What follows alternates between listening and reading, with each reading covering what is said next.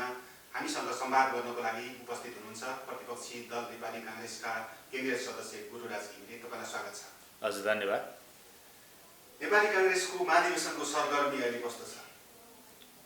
अब महाधिवेशनको तिथि नजिकै नै गएको छ र यसै वर्षको फागुन 7 गतेबाट हामीले महाधिवेशन सुरु गर्ने भनेका छौँ र महाधिवेशनको कार्यतालिका पनि हामीले चाहिँ सार्वजनिक गरेर प्रक्रिया पनि अगाडि बढाइसकेका छौँ र हाम्रो पार्टीको सबैभन्दा ठुलो तागत भनेको चाहिँ मुलुकको समाजको आधारभूत तहमा रहेका ग्रासरुटमा रहेका पार्टीका सदस्यहरू हुन् र पार्टीका सदस्य भन्नाले क्रियाशील सदस्य जसलाई पार्टीको निर्वाचनमा सरिक हुने अधिकार छ, नेतृत्व चयन गर्ने, नेतृत्व चयन हुने, आफू छानिने, अरूलाई छान्ने अधिकार छ र अहिले पार्टीमा विद्यमान रहेका 4,70,000 क्रियाशील सदस्य र थप 4,70,000 नै 100% सदस्य थप्ने भन्ने हाम्रो पार्टीले निर्णय गरिसकेका छ। सो बमोजिम चाहिँ पुरानो सदस्यताको नवीकरण र नयाँ सदस्यताको वितरणको प्रक्रिया चाहिँ हामीले अगाडि बढाइसकेका छौँ। तर यसबीचमा चाहिँ कोरोना महाव्याधिले गर्दाखेरि हाम्रो महाधिवेशनको कार्यतालिकामा निकै गम्भीर प्रभाव परेको छ। जनजीवन नै अस्तव्यस्त भएर हाम्रो दैनिकी नै ठप्प भएको अथवा चाहिँ त्यसको हामीले चाहिँ परम्परागत जुन दैनिकी सञ्चालन गर्ने कार्यशैली हो अथवा हाम्रो जीवनशैली जुन हो त्यसमा परिवर्तन गर्नुपर्ने, बदलाव गर्नुपर्ने बाध्यता भएको हुनाले चाहिँ हामीले महाधिवेशनका प्रक्रियालाई सुचारू गर्न सकेका छैनौँ र समयतालिका प्रभावित भएको छ। एक अर्को पार्टीभित्रको आन्तरिक अव्यवस्था चाहिँ नै बढेको छ, विधिविहीनता बढेको छ र विधिलाई पालना गर्ने चाहिँ विधि र प्रक्रिया अनुसार चाहिँ हामी अगाडि बढ्ने चाहिँ कुरामा चाहिँ नै अवरोध देखिएको छ। पार्टी संस्थापनले त्यसमा चाहिँ नै समस्या खडा गरेको छ र त्यो बीच चाहिँ यो बीचमा चाहिँ यस विषयमा चाहिँ नि विवाद चलिरहेको छ। त्यसैले पनि प्रक्रिया अवरुद्ध भएको छ। जस्तो 2 नम्बर प्रदेशमा चाहिँ नि समायोजनको काम सकिएको छैन, त्यो अधुरै छ। त्यसैले त्यहाँ चाहिँ क्रियाशील नवीकरण र वितरणको प्रक्रिया ठप्प जस्तो छ। त्यसैले समग्रमा तयारी अगाडि बढेको पनि छ र समय तालिका अनुसार तयारी चाहिँ ले तीव्रता पाएको पनि छैन। जस्तो कार्यतालिका प्रभावित परेको छ यो कोभिड-19 ले गर्दा तपाईले भन्नुभयो, तर विभागहरू गठन त रोकिएका छैनन् नि। पार्टीभित्र विभागको मेन जड त त्यो पनि भइरहेको छ हैन। अब अहिले हेर्नुस्, मूल काम के हो भन्ने कुरा चाहिँमा ध्यान दिनुपर्छ। हामीले केमा फोकस गर्ने भन्ने कुरामा, केमा हाम्रो शक्ति, हाम्रो प्रयास केन्द्रित गर्ने, अहिलेको प्राथमिकता के हो भन्ने मूल कुरा हो। अहिलेको प्राथमिकता चाहिँ महाधिवेशनको प्रक्रियालाई अगाडि बढाउने हो र ग्रासरुटदेखि हाम्रा प्रतिनिधिहरू चयन गर्दै महाधिवेशनका लागि चाहिँ केन्द्रीय नेतृत्व चयन गर्ने चाहिँ प्रतिनिधिहरू छान्ने हो, महाधिवेशन प्रतिनिधि छान्ने हो। फेरि राज्यको पुनर्संरचनापछि हामीले यसपटकबाट चाहिँ यो पुनर्संरचित चाहिँ जो संरचनाहरू छन् त्यो अनुसारको चाहिँ हामी नेतृत्व छान्दैछौँ। केन्द्रको नेतृत्व चयनमा पनि हाम्रो परम्परागत चाहिँ जुन अवस्थाभन्दा केही परिवर्तन भएको छ हैन। महाधिवेशन प्रतिनिधिको सङ्ख्या बढेको छ हैन। हाम्रा चाहिँ प्रतिनिधि सभा निर्वाचन क्षेत्रहरू कम भएका छन्, 240 बाट 165 मा आएको छ। 7 वटा प्रदेश हामीले गठन गरेका छौँ हैन। त्यसपछि चाहिँ नि पुराना गाविसहरू चाहिँ वडामा लगभग परिणत भएका छन्। त्यहाँ चाहिँ नि गाउँपालिका उपस्थित भएको छ। नगरपालिकाहरूको चाहिँ नि सङ्ख्या बढेको छ। नगरपालिकाहरूको चाहिँ नि एरिया विस्तार भएको छ, क्षेत्र। समग्रमा महाधिवेशन प्रतिनिधिहरूको सङ्ख्या बढेको छ। 4,500 जति महाधिवेशन प्रतिनिधिहरू आउँछन्। हामीले प्रदेश संरचना खडा गरेका छौँ, प्रदेश कार्य समिति चयन हुन्छ हैन। त्यसैले यी आधारभूत जुन परिवर्तन छन् तदनुकूलको हामीले चाहिँ नि प्रतिनिधिहरू छान्नुपर्ने वडा तहदेखि केन्द्रीय तहसम्मको अवस्था अहिले चाहिँ विद्यमान छ र यो काममा चाहिँ जुन कुरा मैले चर्चा गरेँ, हाम्रो शक्ति केन्द्रित गर्नुपर्ने, हाम्रो ध्यान लगाउनुपर्ने हामीले हैन, त्यसमा काम गर्नुपर्ने बेलामा अहिले आएर चाहिँ म्याद गुज्रिसकेपछि हाम्रो कार्यकाल 4 वर्षको कार्यकाल केन्द्रदेखि वडा तहसम्मको म्याद गुज्रिसकेपछि चाहिँ हामीले यो विशेष परिस्थिति, विशेष समय जुन बढायौँ विधानमा भएको व्यवस्था अनुसार, सुविधा अनुसार, यो बेलामा चाहिँ विभाग गठन गर्ने होइन। यो बेलामा विभाग गठनको औचित्यै छैन, आवश्यकतै छैन। किन विधानले चाहिँ नि विभागको व्यवस्था गरेका छ, त्यसमाथि विधानले व्यवस्था गरेका विभागभन्दा हामी बढी सङ्ख्या चाहिँमा विभाग गठन गर्ने क्रममा हामी छौँ। त्यसको चाहिँ अहिले चाहिँ काम गर्ने चाहिँ कुनै अनुकूलता छैन ती विभागहरूले अहिले। त्यसो भएको हुनाले यो विभाग गठनको चाहिँ खासै चाहिँ मैले तात्पर्य देखाएको छैन। तर विभाग गठन भइराखेका छन्। सभापति शेरबहादुर देउवाले चाहिँ मत आफ्नो पक्षमा पार्नको लागि यो गर्नुभयो भन्ने पनि चर्चा चल्छ, के भन्नुहुन्छ? होइन, अब यो विभाग गठन गर्दै मत चाहिँ नि आफ्नो हातमा आउने भए अथवा आफ्नो पक्षमा आउने भए त अरू त यो महाधिवेशनमा नेतृत्वका दायित्व के हुन्, नेतृत्वको अभिभारा के हो, होइन, कस्तो नेतृत्व हुनुपर्छ, अथवा अहिले भएको नेतृत्व चाहिँ नि सफल कि असफल, यी विषयहरूमा चाहिँ विवादै अथवा यी विषयहरूमा चाहिँ नि विमर्शै चल्दैन थियो, होइन। यो विषयहरूमा छलफलको आवश्यकतै पर्दैन थियो। केन्द्रीय सभापति जो उहाँले विभाग बनाउनुहुन्थ्यो, त्यसबाट अधिवेशन प्रभावित हुन्थ्यो, महाधिवेशनमा आफ्ना अनुकूलका प्रतिनिधि आउँथे, नेतृत्व छानिन्थ्यो।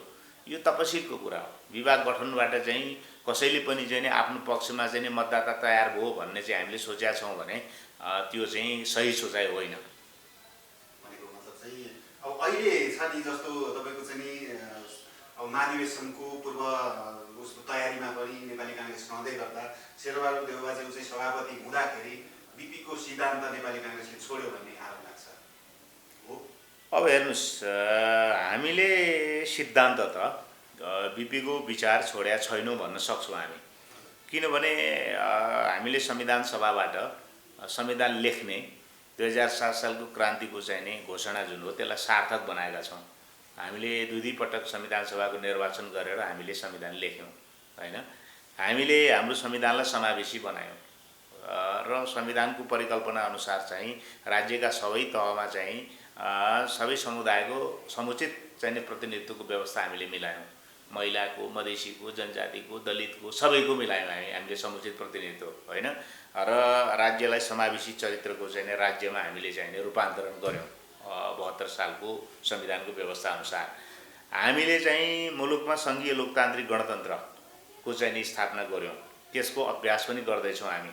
त्यसलाई चाहिँ कार्यान्वयन पनि हामीले गऱ्यौँ 74 सालको चाहिँ निर्वाचनबाट।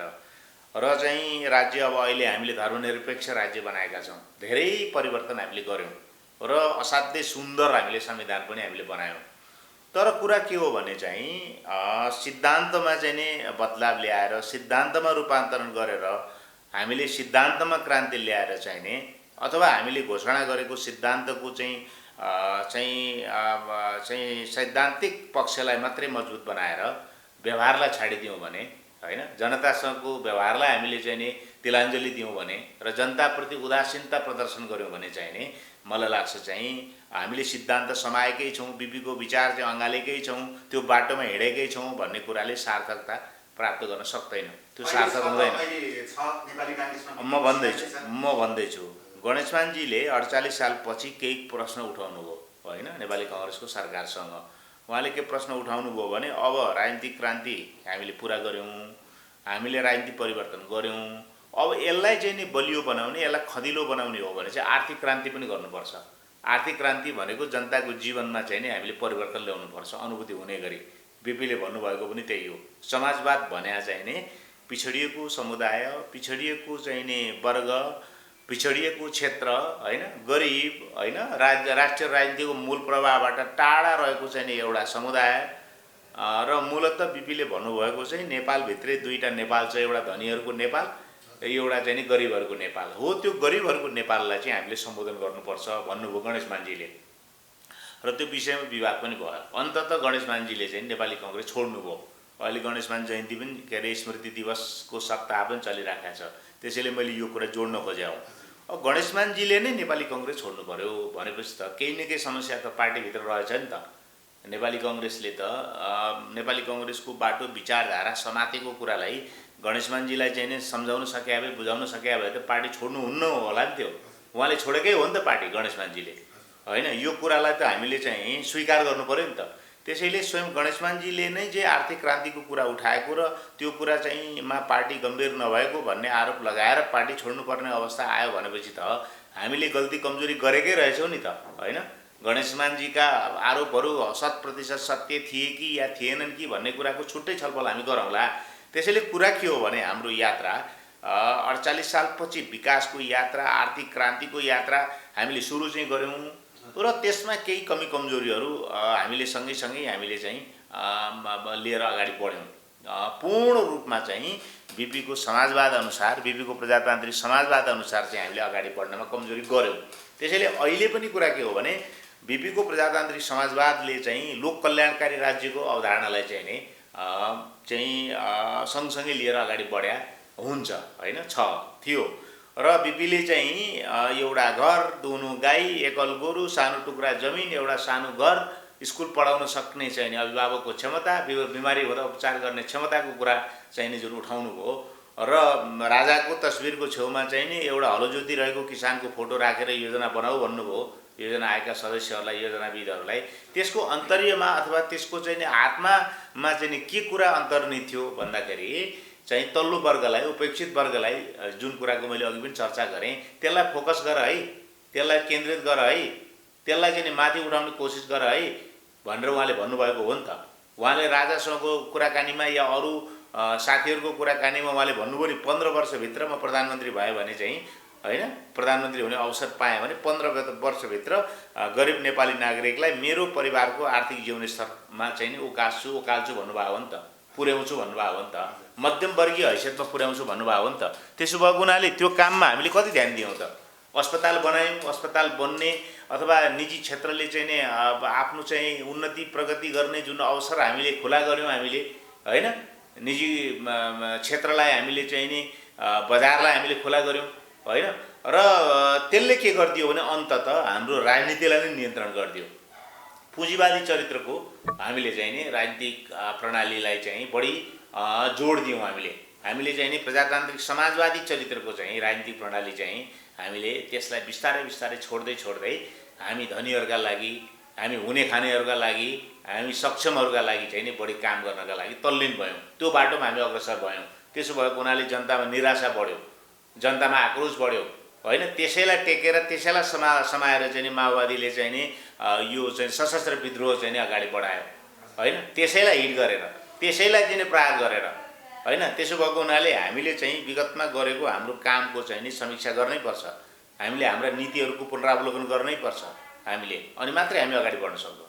यो महाधिवेशनले त्यसको समीक्षा गर्ला? महाधिवेशनको दायित्व त्यही हो, महाधिवेशनको अभिभारै त्यही हो। हामीले कम्तीमा 46 सालपछि हामीले अवलम्बन गरेका नीतिहरू होइन, हामीले अख्तियार गरेका नीतिहरूको बारेमा चाहिँ नि हामीले समीक्षा गर्नैपर्छ। 74 सालको निर्वाचन हारिसकेपछि केन्द्रीय समितिको बैठकमा पनि यो कुरा हामीले भनेका थियौँ। अब हामी समीक्षा गरौँ, गम्भीर समीक्षा गरौँ, हामीले गरेका राम्रा कामहरूलाई पनि लिपिबद्ध गरौँ र हामीले गरेका कमजोरीहरूलाई पनि लिपिबद्ध गरौँ र कमजोरी नदोहोऱ्याउने सङ्कल्प गरौँ र जनतालाई पनि भनौँ, एउटा श्वेतपत्र जारी गरौँ। हामीले 46मा सरकार सम्हाल्दाखेरि र अहिले चाहिँ यो 74 सालमा आइपुग्दाखेरि हामीबाट भएका राम्रा कामहरू र हामीबाट भएका कमजोरीहरूको चाहिँ हामी वस्तुनिष्ठ समीक्षा गरौँ र जनतालाई भनौँ, यी ठिक गऱ्यौँ हामीले, यी गल्ती गऱ्यौँ भनौँ, अनि हामी नयाँ यात्रा सुरु गरौँ।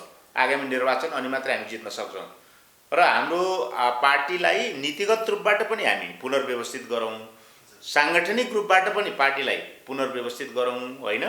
साङ्गठनिक रूपमा सुदृढ, नीतिहरूमा चाहिँ नि स्पष्टता र नीतिमा चाहिँ ऐतिहासिक पुनरावलोकन, त्यो गरेर हामी अगाडि बढ्यौँ भने पार्टीलाई चाहिँ नि हामी चाहिँ अहिलेका चुनौतीहरूसँग सामना गर्न सक्ने, जुझ्न सक्ने पार्टी बनाउन सक्छौँ। आगामी निर्वाचन हामी चाहिँ नि जित्न सक्छौँ, किनभने यो लोक कल्याणकारी जुन बाटो हो त्यो चाहिँ सही बाटो हो नेपालको सन्दर्भमा। र संसारले पनि स्क्यान्डिनेभियन कन्ट्रिजहरूमा, स्विडेनमा, नर्वेमा, फिनल्यान्डमा, डेनमार्कमा अथवा कतिपय समाजवादी न्युजिल्यान्डकै कुरा गरौँ भने न्युजिल्यान्डमा, कतिपय देशहरूमा यी कुरालाई चाहिँ राज्यले अवलम्बन गरे हुनाले त्यहाँ चाहिँ राजनीतिक अस्थिरता पैदा भएन, त्यहाँको राजनीतिक प्रणालीमा सङ्कट कहिले आएन।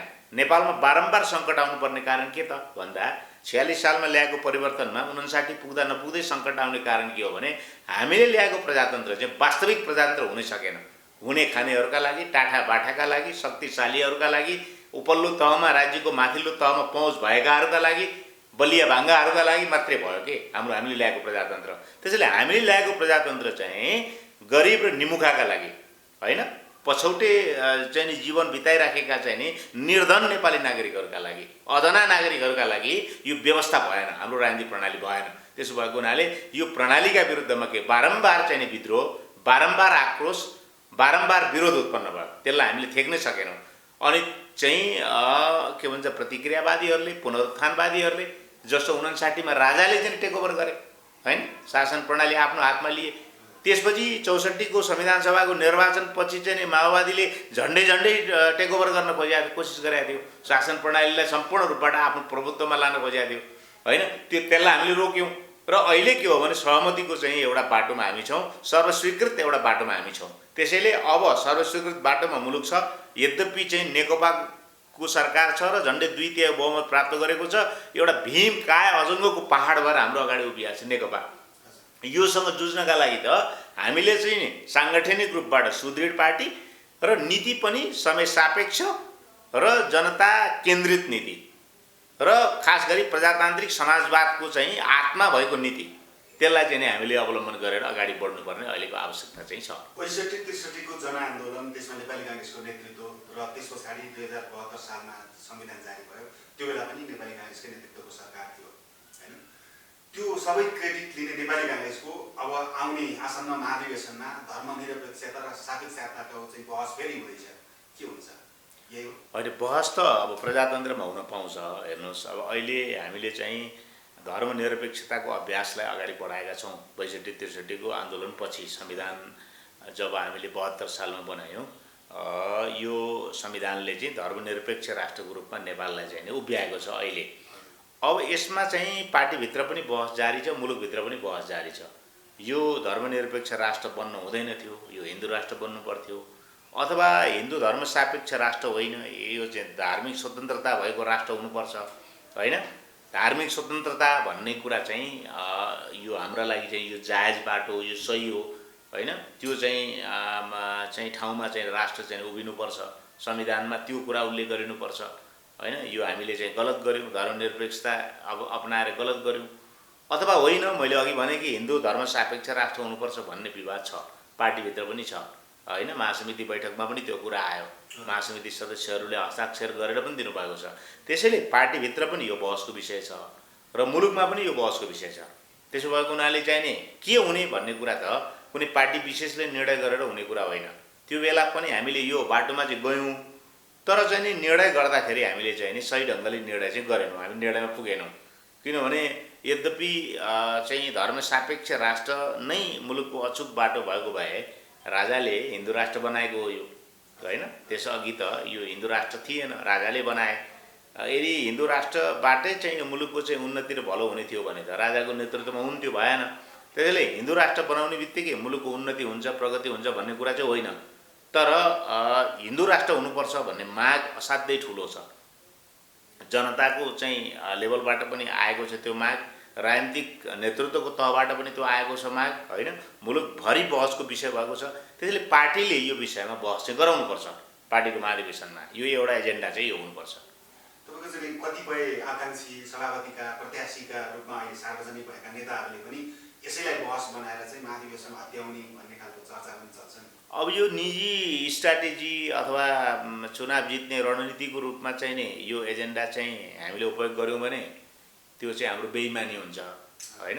हिन्दू राष्ट्र सापेक्ष राष्ट्र बनाउनुपर्छ, हिन्दू राष्ट्र बनाउनुपर्छ भनेर यो मुद्दालाई चुनाव जित्ने मुद्दा बनायौँ भने त्यो चाहिँ स्वार्थी र अवसरपरस्त चाहिँ चरित्रको चाहिँ नि खुला प्रदर्शन हुन्छ होइन।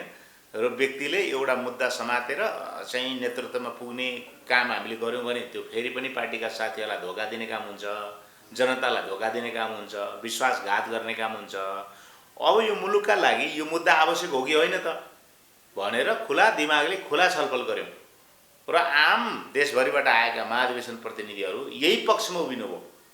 चाहिन्छ यो मुद्दा, अर्को यो मुद्दा भन्दा अर्को हाम्रो कल्याणको बाटै छैन होइन, मुलुकलाई चाहिँ नि जोगाउने बाटै छैन भन्ने निष्कर्षमा चाहिँ नि महाधिवेशन प्रतिनिधिहरू पुगेर यो मुद्दा चाहिँ छलफलमा ल्यायौँ भने त्यो जायज कुरा हो होइन। त्यसमा कसैले पनि पूर्वाग्रह राख्नुपर्ने आवश्यकता छैन, म पनि राख्दिनँ होइन। हिन्दू राष्ट्र सापेक्ष मुलुक बनाउनुपर्छ र यो नै अन्तिम विकल्प हो भन्ने निष्कर्षमा हामी पुग्यौँ भने चाहिँ त्यो पनि त नीतिमा पुनरावलोकन हो नि त।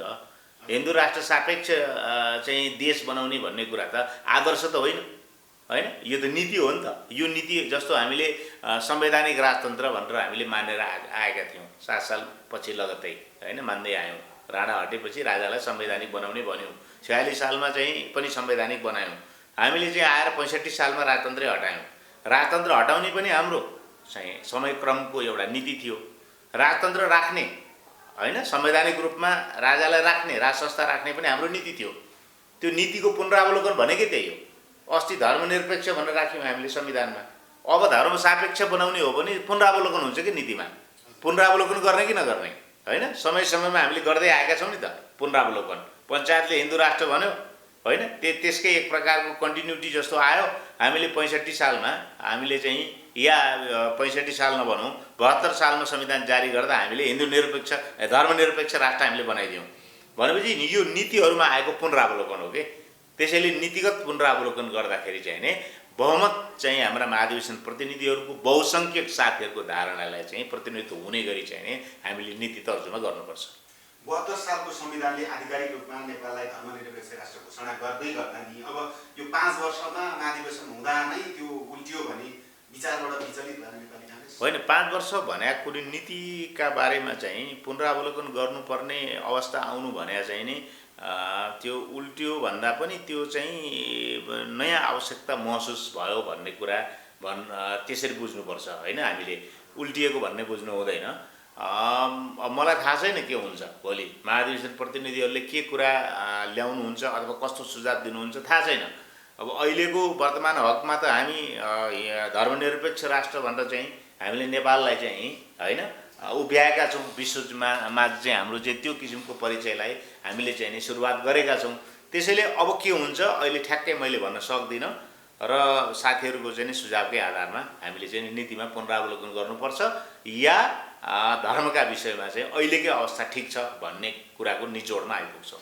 यो बहस एउटा होला, महाधिवेशन चाहिँ तोकिएको समयमा हुँदैन, नेतृत्वले बहाना गरिराखेको छ भनेर नेताहरूले भन्दै गर्नु भएको छ। नेपाली काङ्ग्रेसका नेताहरूको व्यापक गुनासो सुनिन्छ, कोरोनाको बहाना गरेर महाधिवेशन सारिँदैछ भनेर। अब हेर्नुहोस्, अनन्तकालसम्म सार्ने सुविधा छैन हामीसँग। हामीसँग समयको सुविधाको पनि सीमितता छ। पार्टीको विधानले गत फागुनमै हाम्रो म्याद सिद्धियो। त्यसले उपलब्ध गराएको विशेष परिस्थितिमा, असाधारण परिस्थितिमा 1 वर्ष थप्न पाउने सुविधा प्रयोग गरेर हामीले अहिले महाधिवेशनको प्रक्रिया अगाडि बढाइराखेका छौँ। यसको समय सीमा पनि आउने फागुनमा सिद्धिन्छ। त्यसभन्दा उता जान हामीलाई चाहिँ नि वैधानिक सुविधा छैन। हामीले अगाडि त्योभन्दा अगाडि समय बढाउनका लागि संवैधानिक सुविधा लिनुपर्छ। संविधानको सुविधा चाहिँ नि 6 महिना छ। त्योभन्दा अगाडि हामी भदौभन्दा पछाडि जान हामी सक्दैनौँ। भनेपछि त हामीलाई त महाधिवेशनै नगराउने सुविधा कहाँ छ र? हामीले गराउनै पर्छ। भनेको चाहिँ भदौसम्ममा महाधिवेशन हुन्छ। त्यो भदौसम्मको विकल्प पनि खराब विकल्प हो, होइन? हामीले अर्ली महाधिवेशनको कुरा गऱ्यौँ सुरुमा, होइन? चुनाव हारिसकेपछि समयभन्दा अगाडि गरौँ हामी भन्यौँ। त्यसपछि टाइममा महाधिवेशन चाहिँ नि गराउँ हामीले भन्यौँ, समयमा पनि भएन। त्यसपछि चाहिँ नि अब 1 वर्ष बढाएको समयभित्र गरौँ भन्दैछौँ। त्यसभित्र हुने सम्भावना पनि अहिले हामी चाहिँ टर्दै गएको देखिराखेका छौँ। त्यसो भएको हुनाले हामीले कम्तीमा चाहिँ जेठसम्ममा कुनै हालतमा पनि हामीले महाधिवेशन गराउनै पर्छ। अहिलेको अवस्था फेरि शेरबहादुर देउवा पक्ष अथवा उहाँलाई नै नेतृत्व दियो भने नेपाली काङ्ग्रेस पत्ता साफ हुन्छ भन्छन् मान्छेहरू। अब यो चाहिँ हाम्रो पार्टीका नेताहरू बसेर छलफल गर्नुपर्छ, होइन? नेताले समाजलाई डोर्याउने हो। बहुदलीय संसदीय व्यवस्थामा चाहिँ आफ्नो दललाई मात्रै डोर्याउने होइन, आफ्नो दललाई मात्रै नेतृत्व प्रदान गर्ने होइन, समग्र मुलुकलाई नेतृत्व प्रदान गर्ने हो। विपक्षी दलको चाहिँ हैसियतमा हामी छौँ, मुख्य विपक्षी दलको हैसियतमा। अहिले सरकारले राम्रो काम गरिराखेका छैन। नेकपाको चाहिँ बहुमतको सरकारले अहिले जनतालाई चाहिँ दैनन्दिन जीवनमा जुन परिवर्तनको अनुभूति, जुन चाहिँ राहत अथवा जीवनलाई सहज बनाउने काम, नागरिक जीवनलाई सहज बनाउने काम गर्ने कुरामा चाहिँ नि सरकारको कुनै पनि गतिलो कार्य सम्पादन देखिएको छैन। जनता निराश भइराखेका छन्, होइन? विकासका चाहिँ नि सम्भावनाहरू चाहिँ घट्दै गइराखेका छन्। समाजमा अशान्ति छ, समाजमा अनुशासनहीनता छ, समाजमा भ्रष्टाचार छ, राज्यका सबै अङ्गहरू भ्रष्टाचारमा डुबेका छन्, होइन? एक प्रकारको अराजकताको स्थिति चाहिँ नि बन्दै गइराखेका छ। हामी भन्दैछौँ नि, अब यी सबै कुराहरू मा ध्यान दिने पनि हाम्रो जिम्मेदारी हो होइन।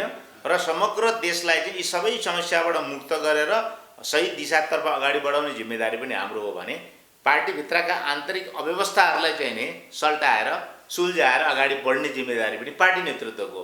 अब रह्यो नेतृत्व परिवर्तन गर्ने कि यही नेतृत्व आउने भन्ने विषयमा पनि नेताहरूको बिचमा पार्टी सभापतिले आफू फेरि दोहोरिन चाहनुहुन्छ भने किन उहाँले चित्त बुझाउनु पर्यो अरू साथीहरूको, पार्टीका नेताहरूको होइन। नेतृत्व बदल्नुपर्छ भन्ने साथीहरूले पनि बदल्नुपर्ने के हो त कारण र तर्क, त्यो साथीहरूलाई चाहिँ सम्झाउन बुझाउन सक्नु पर्यो। अब रह्यो मेरो व्यक्तिगत कुरा भन्नुहुन्छ भने नेतृत्व परिवर्तनको आवश्यकता छ, किनभने उहाँहरूले चाहिँ नि पञ्चायतको 30 वर्ष र यो बहुदलीय व्यवस्थाका 30 वर्ष उहाँहरूले चाहिँ होइन दुईटा भिन्न भिन्न परिस्थितिमा चाहिँ नेतृत्व प्रदान गर्नुभयो मुलुकलाई।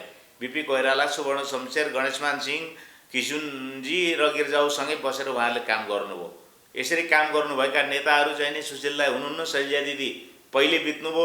अब दुईजना नेताहरू अहिलेको चाहिँ पहिलो पुस्तामा चाहिँ उहाँहरू पर्नुहुन्छ। अहिलेको जीवित नेताहरूको चाहिँ अहिलेको चाहिँ नि हिसाबले हेर्दाखेरि भनेपछि उहाँहरू लामो चाहिँ ऐतिहासिक यात्रा पार गरेर आउनुभएको छ। उहाँहरूसँग चाहिँ निकै लामो अनुभव छ र धेरै उतार चढाव पनि झेलेर आउनुभएको छ। र यो 60 वर्षको अवधि भनेको चाहिँ नि सानो अवधि होइन, छोटो अवधि होइन।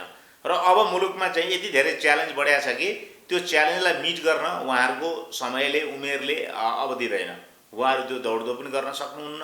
नयाँ सङ्कट र नयाँ चुनौती र नयाँ महत्त्वाकांक्षा, नयाँ आवश्यकतालाई सम्बोधन गर्नका लागि उहाँहरूको चाहिँ यो चाहिँ अहिलेको यो उमेरको अवस्थाले चाहिँ त्यो धान्न नेतृत्व दिन सक्दैन होइन। त्यसो भएको हुनाले चाहिँ उहाँहरूले चाहिँ विश्राम लिनुपर्छ। उहाँहरूले चाहिँ नि मार्गदर्शक भएर बस्नुपर्छ। उहाँहरूले अभिभावकीय भूमिका निर्वाह गर्नुपर्छ। कार्यकारी भूमिकाभन्दा माथि बस्नुपर्छ। फेरि उहाँहरूको अनुपस्थितिको हामीले कल्पना गरेका छैनौँ, उहाँहरूको निरन्तर मार्गदर्शनको। किनभने यति धेरै योगदान गर्ने नेता नेपाली राजनीतिमा, समकालीन राजनीतिमा कोही पनि छैन होइन। शेरबहादुर देउवा र रामचन्द्र पौडेल र शेरबहादुर देउवा उहाँहरू चाहिँ नि समकक्षी नेताहरू र उहाँहरू जतिको चाहिँ सङ्कट झेलेको, उतार चढाव चाहिँ नि झेलेर आएको होइन। सङ्कटको बेलामा चाहिँ नि एकदमै शक्तिशाल जस्तो दृढ भएर उभिएको नेतृत्व चाहिँ नि नेपाली राजनीतिमा छैन। त्यसो भएको हुनाले चाहिँ उहाँहरूले अभिभावकीय भूमिका निर्वाह गर्दै पार्टीको अर्को पुस्तालाई नेतृत्व हस्तान्तरण गरेर कार्यकारी भूमिकामा ल्याएर युवा पुस्तालाई चाहिँ नि उल्लेखनीय चाहिँ स्थानमा र चाहिँ प्रभावकारी भूमिकामा लिएर आएर मुलुकलाई अगाडि बढाउने मार्ग उहाँहरूले प्रशस्त गरिदिनुपर्छ। भनेको चाहिँ अहिलेको शेरबहादुर देउवाकै नेतृत्व चाहिँ तपाईहरुले स्वीकार गर्न सक्नुहुन्न अहिले? होइन, अस्वीकार भन्दा पनि समयको आवश्यकता के हो भने नयाँ नेतृत्वको आवश्यकता छ। के हुन्छ जस्तो पुस्तान्तरण भएरै जान्छ नेतृत्व, तपाईहरुले त्यसलाई चाहिँ मतदान गर्नको लागि आह्वान गर्नुहुन्छ या अहिले त युवाहरूको नेतृत्व चाहियो भन्ने आवाज पनि उठेको छ नि त। जस्तो गगन थापा आफू पनि सभापतिको उम्मेदवार हुँदै हुनुहुन्छ हैन, के हुन्छ? यो व्यक्तिगत कुरा होइन, यो मेरो कुरा या कसैको कुरा होइन। यो चाहिँ समग्र चाहिँ पार्टीका साथीहरूले महसुस गरेको कुरा हो। यो राष्ट्रिय आवश्यकता र ऐतिहासिक आवश्यकता हो। अहिले नेतृत्व परिवर्तनको कुरा होइन, मूल एज समय के अरे अथवा उमेर चाहिँ के भन्छ निर्णायक फ्याक्टर होइन, निर्णायक तत्त्व होइन। समय सापेक्ष नीति, समय सापेक्ष चाहिँ नि कार्यक्रम र समय सापेक्ष चेतनाको कुरा हो। मैले अघि जुन कुरा अलिकति सङ्केत गरेँ कि अहिलेको समयको आवश्यकता के हो भने पुरानो पुस्ताले आराम गर्ने होइन र चाहिँ नयाँ पुस्ताले नेतृत्व लिने। त्यो किनभने समय यति धेरै हामीले गुजारिसक्यौँ कि अब त्यो आवश्यकता चाहिँ पार्टीमा चाहिँ स्पष्ट चाहिँ नै भयो होइन। आम पार्टीका साथीहरूले त्यो महसुस गरे, पार्टीका साथीहरूले मात्रै होइन कि जनमानसले पनि महसुस गर्यो। एउटा गैर काङ्ग्रेसलाई पनि सोध्नुभयो भने ऊ के भन्छ भने नेपाली कङ्ग्रेसमा पनि नेतृत्व परिवर्तन गर्नुहोस् र चाहिँ नि अरू पार्टीहरूमा पनि नेतृत्व परिवर्तनको आवश्यकता छ भनेर आम जनमानसले भन्छ, सचेत समुदायले भन्छ। किनभने अहिलेको नेतृत्व नेपाली कङ्ग्रेसको मात्रै होइन, अरू पार्टीको नेतृत्व पनि चाहिँ नि परीक्षण भइसकेको, टेस्टेड लिडरसिप होइन, परीक्षण भइसकेको नेतृत्व छ। जसले 30 वर्ष अघि मैले चर्चा गरेँ नि, 30 वर्ष मुलुक पनि चलायो, पार्टी पनि चलायो होइन। अहिलेको नेतृत्वको कार्यक्षमताको बारेमा चाहिँ नि भलिभाँति जानकार छ सचेत समुदाय। त्यसैले अहिले बढेको च्यालेन्जलाई, चुनौतीलाई चाहिँ नि सामना गर्न र मुलुकलाई चाहिँ नि सही दिशातर्फ अगाडि बढाउनका लागि चाहिँ नि नेतृत्व परिवर्तन चाहिँ नि आवश्यक छ भनेर सचेत समुदायले भनेको छ, पार्टीभित्रका साथीहरूले भनेको छ, युवा पुस्ताले भनेको छ। तपाईँले सर्वेक्षण गर्दा भइहाल्यो नि, होइन? कुनै एउटा चाहिँ एउटा सामाजिक संस्थाले अथवा एउटा गैर राजनीतिक संस्थाले चाहिँ सर्वेक्षण गर्यो भने पनि थाहा हुन्छ। सर्वेक्षण आएको त हामीले हेरि पनि राखेका छौँ, पढि पनि राखेका छौँ, होइन? मिडियाबाटै थाहा पाउँछौँ कि नयाँ चाहिँ नेतृत्वको आवश्यकताका तर्फ नै सबैले सङ्केत गरेका छन्। अब व्यक्तिगत कुरामा पनि हामी जाउँ, तपाईँको के छ, उम्मेदवारी केमा दिनुहुन्छ? होइन, मैले अहिले उम्मेदवारी दिने भन्ने विषयमा केही सोचेकै छैन, होइन? अब समय आउला त्यो। म चाहिँ मेरो भूमिका मेरो पुस्ताले तय गरोस्, होइन? पार्टीका साथीहरूले तय गरून् भन्नेमा छु म। मेरो होइन, सुझाव आएको छ। अब अलिकति के भन्छ भाइटल भूमिकामा जानु पर्यो भन्ने सुझाव आएकै छ। त्यो साथीहरूले सुझाव दिनु स्वाभाविक पनि हो।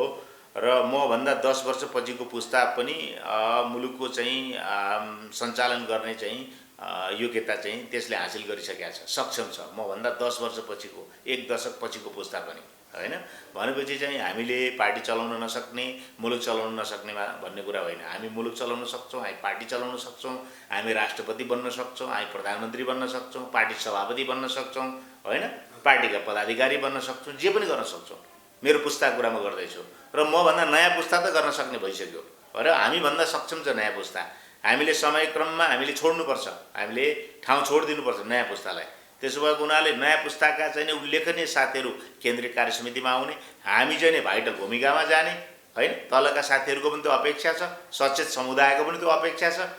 तर कुन पदमा जाने, कुन ठ्याक्कै पार्टिकुलर कुन भूमिकामा जाने भन्ने कुरा चाहिँ मेरो पुस्ताले तय गर्छ, पार्टीका साथीहरूले तय गर्छ।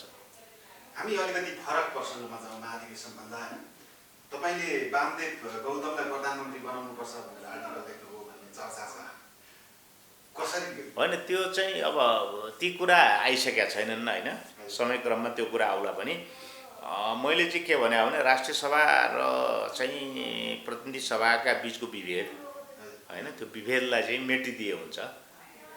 जस्तो चाहिँ भारतको राज्यसभाको सदस्य पनि प्रधानमन्त्री हुनसक्छ, र त्यहाँ प्रधानमन्त्री हुन, संसदीय दलको नेता हुन सांसद भइराख्नु पर्दैन प्रारम्भमा। तर जब संसदीय दलको नेता हुन्छ, प्रधानमन्त्री हुन्छ, मुख्यमन्त्री हुन्छ, उसले चाहिँ नि 6 महिनाभित्र 2 सदनमध्ये 1 सदनको चाहिँ प्रधानमन्त्री हुने व्यक्तिका हकमा राज्यसभा र लोकसभाको सदस्य भए हुन्छ 6 महिनाभित्र।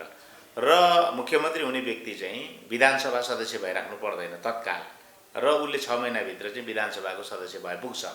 मैले यहाँ भन्न खोजेको कुरा के हो भने वामदेव गौतम चाहिँ एउटा नेकपाभित्रको वरिष्ठ नेता हो। अब पहिलो कुरा त उहाँले चाहिँ नि बर्दियाबाट निर्वाचन हारिसकेपछि उहाँले फेरि चाहिँ नि तत्काल सांसद हुन खोज्नु, होइन? राष्ट्रिय सभामा जान खोज्नु, त्यो जायज कुरा थिएन। एक अवधिका लागि जनताले अस्वीकृत गरेको व्यक्ति हो उहाँ, होइन?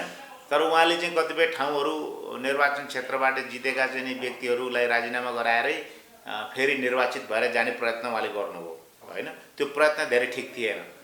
तर पनि कसैले रिजाइन गरेर उहाँ निर्वाचित भएर गएको भए त्यो चाहिँ फेरि जनताले भोट दिएर जितेर गयो भन्दा धेरै नाजायज हुँदैन थियो, होइन? आफूले जिताएको प्रतिनिधिले राजीनामा गर्यो र त्यो क्षेत्रका चाहिँ जनताले वामदेव गौतमलाई जिताए भन्दाखेरि त्यो धेरै नाजायज कुरा हुँदैन थियो।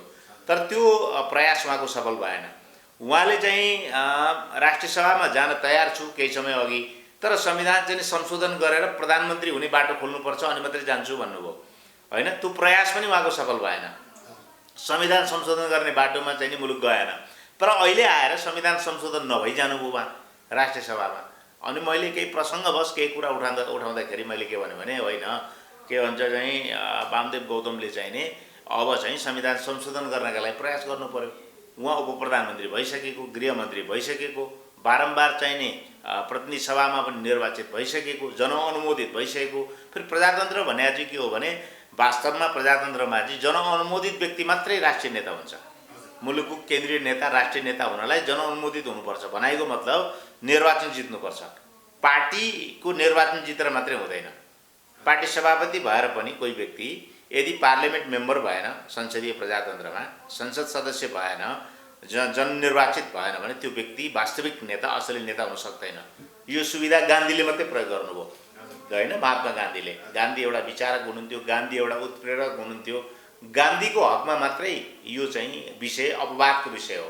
अन्यथा चाहिँ नि हरेक नेता संसारमा बहुदलीय संसदीय प्रजातन्त्रमा जनताबाट निर्वाचित भएको हुनुपर्छ।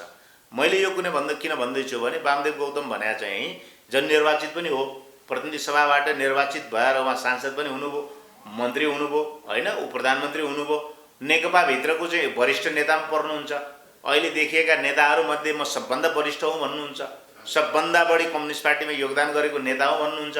भनेपछि उहाँ राष्ट्रिय सभामा मन्त्री हुनु प्रधानमन्त्री मात्रै हुन गएको होला त? होइन नि त, उहाँ त प्रधानमन्त्री हुन गएको हो।